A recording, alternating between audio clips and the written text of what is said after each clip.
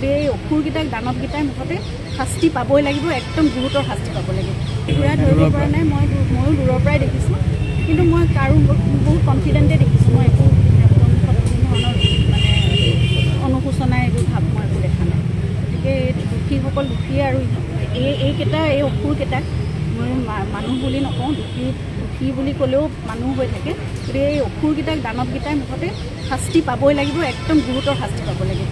জুবিন গাৰ্গ আমাৰ সকলোৰে আৱেগ আছিল, আমাৰ প্ৰাণৰ মানুহ আছিল, আপোনালোকৰ সকলোৰে বাবে আছিল জুবিন, অকল মোৰ স্বামী নহয়। গতিকে জুবিন গাৰ্গ নোহোৱা হৈ যোৱাটো এটা সাধাৰণ ঘটনা নহয়। এই অসুৰকেইটাই দানৱকেইটাই শাস্তি পাবই লাগিব। গতিকে এই অসুৰকেইটাক দানৱকেইটাই মুঠতে শাস্তি পাবই লাগিব, একদম গুৰুতৰ শাস্তি পাব লাগিব।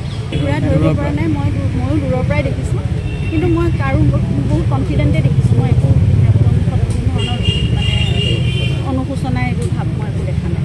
গতিকে দোষীসকল দোষীয়ে, আৰু এই অসুৰকেইটাক মই মানুহ বুলি নকওঁ, দোষী বুলি ক'লেও মানুহ হৈ থাকে।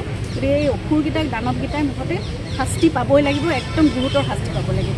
জুবিন গাৰ্গ আমাৰ সকলোৰে আৱেগ আছিল, আমাৰ প্ৰাণৰ মানুহ আছিল, আপোনালোকৰ সকলোৰে বাবে আছিল জুবিন, অকল মোৰ স্বামী নহয়। গতিকে জুবিন গাৰ্গ নোহোৱা হৈ যোৱাটো এটা সাধাৰণ ঘটনা নহয়।